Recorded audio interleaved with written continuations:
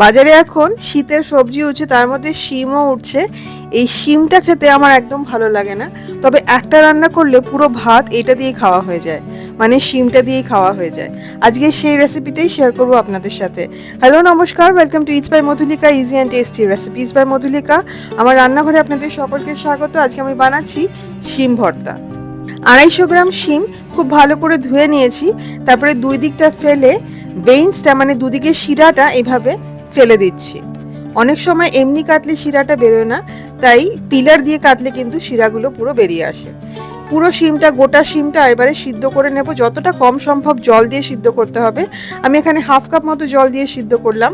দেখবেন যাতে নিচে লেগে না যায়, আর জলটাও যাতে খুব বেশি না হয়। সব নিউট্রিয়েন্টস কিন্তু জলের সাথেই তাহলে বেরিয়ে যাবে। একটা ভেসেল ওঠা অবধি, একটা সিটি ওঠা অবধি রান্না করে নিলেই হবে। রান্নার সমস্ত উপকরণের লিস্ট এবং আরও কিছু নিরামিষ রেসিপি ডেসক্রিপশন বক্সে শেয়ার করা থাকবে। লিঙ্কে ক্লিক করলে রেসিপিগুলো দেখা যায়। দেখে ভালো লাগলে অবশ্যই ট্রাই করবেন, এবং রেসিপিটা যদি পছন্দ হয় তাহলে প্লিজ লাইক করবেন এবং শেয়ার করবেন।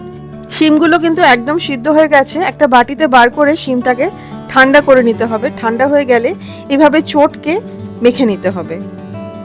বীজগুলো ভাঙবে না, আর শিমের যে বাইরের পোর্শনটা সেটা চটকে যাবে। যদি কোনো শিরা থাকে এর মধ্যে তাহলে তুলে ফেলে দিতে হবে। এবারে শিমটাকে কষিয়ে নিতে হবে। তার জন্য কড়াইতে 1 টেবিল চামচ সর্ষের তেল গরম করে নিতে হবে।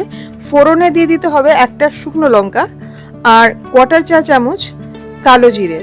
খুব সুন্দর করে ভেজে নিতে হবে যতক্ষণ না সুন্দর গন্ধ বেরোয়। শুকনো লঙ্কাটা আগে লাল লাল করে ভেজে নিয়ে তারপরে কালো জিরেটা দিয়ে সুন্দর গন্ধ বেরোলে দিয়ে দিতে হবে হাত দিয়ে কচলে চটকে রাখা শিম। নুন দিয়ে দিতে হবে স্বাদ মতো। আমি এখানে 1 চা চামচ নুন দিয়েছি। কাঁচা লঙ্কা কুচি 2 থেকে 3টে, যে যেরকম ঝাল খায় সেই মতো দিতে হবে। দিয়ে 5 থেকে 6 মিনিট মাঝারি আঁচে ভেজে নিতে হবে শিমটাকে। ঢাকা দিয়ে ভাজবেন না, খোলাই ভাজবেন, নালে কিন্তু শিমের রংটা নষ্ট হয়ে যাবে। শিমটা যতক্ষণ ভাজা হচ্ছে একটা পেস্ট বানিয়ে নেওয়া যাক। তার জন্য নিয়ে নিতে হবে 1 থেকে 2 কাঁচা লঙ্কা, 3/4 কাপ কোরানো নারকেল, হাফ চা চামচ সাদা সর্ষে আর হাফ চা চামচ হলুদ সর্ষে আমি বেটে নিয়েছিলাম, সেটা দিয়ে দেব। যদি ঝাঁঝ বেশি ভালো লাগে তাহলে কালো সর্ষের পরিমাণটা বাড়িয়ে দিতে হবে। এবারে সর্ষে বাটার সাথে নারকেল আর কাঁচা লঙ্কাটা একদম মিহি করে বেটে নিতে হবে। যত মিহি করে বাটবেন রান্নার কিন্তু স্বাদ ততটাই ভালো হবে।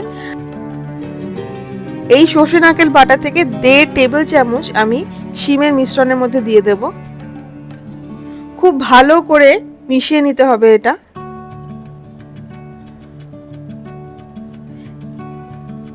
ভালো করে মিশিয়ে নিয়ে এটাকে ভাজতে হবে মাঝারি আঁচে যতক্ষণ না জলটা একদম শুকিয়ে আসে। এখনো কিন্তু প্রচুর পরিমাণে জল আছে এর মধ্যে। এই জলটা পুরো শুকিয়ে একদম মাখা মাখা হয়ে আসা অবধি এটাকে ভেজে নিতে হবে।